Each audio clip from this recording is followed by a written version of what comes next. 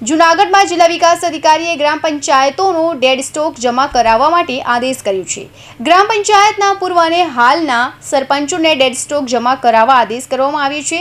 જિલ્લા વિકાસ અધિકારીના આદેશ બાદ નાયબ જિલ્લા વિકાસ અધિકારીએ એક પરિપત્ર જાહેર કર્યો હતો।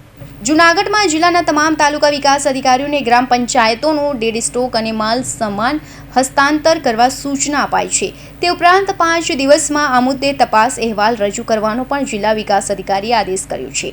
પ્રાપ્ત વિગતો પ્રમાણે જૂનાગઢના જિલ્લા વિકાસ અધિકારી નીતિન સાંગવાને આકરું પગલું ભરતા જિલ્લાની તમામ ગ્રામ પંચાયતોના પૂર્વ અને હાલના સરપંચોને ડેડ સ્ટોક અને માલ સામાન જમા કરાવવા આદેશ કર્યા છે। તેમણે સરપંચોને ફરમાન કર્યું હતું કે તેઓ તાત્કાલિક આ સ્ટોક જમા કરાવે। તે ઉપરાંત જિલ્લાના તમામ તાલુકા વિકાસ અધિકારીઓને પણ ડેડ સ્ટોક અને માલ સામાન હસ્તાંતર કરવા આદેશ કર્યો હતો।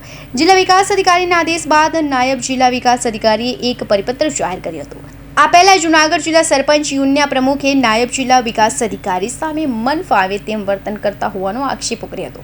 આ મામલે સરપંચો અને તલાટીઓએ આગામી 16 એપ્રિલે આવેદન પાઠવવાનો કાર્યક્રમ પણ આયોજિત કર્યો હોવાનું જાણવા મળ્યું છે।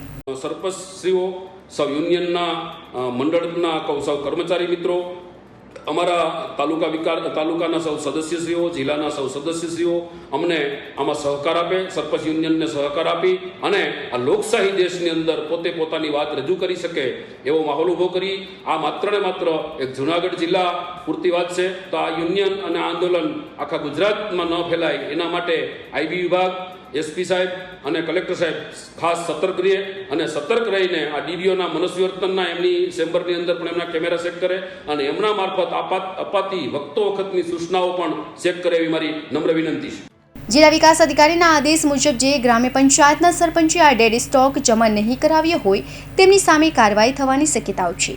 જિલ્લા વિકાસ અધિકારીએ તમામ તાલુકા વિકાસ અધિકારીઓને ડેડ સ્ટોક અને માલ સામાન હસ્તાંતર કરવા આદેશ કર્યો હતો અને 5 દિવસમાં સમગ્ર મુદ્દે તપાસ અહેવાલ રજૂ કરવા પણ જણાવ્યું હતું।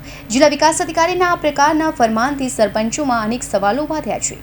હવે આ મામલે કેવી રીતે કાર્યવાહી કરવામાં આવે તે આવનારો સમય જ બતાવશે। કૌશિક પટેલનો report, Hind TV news, Surat.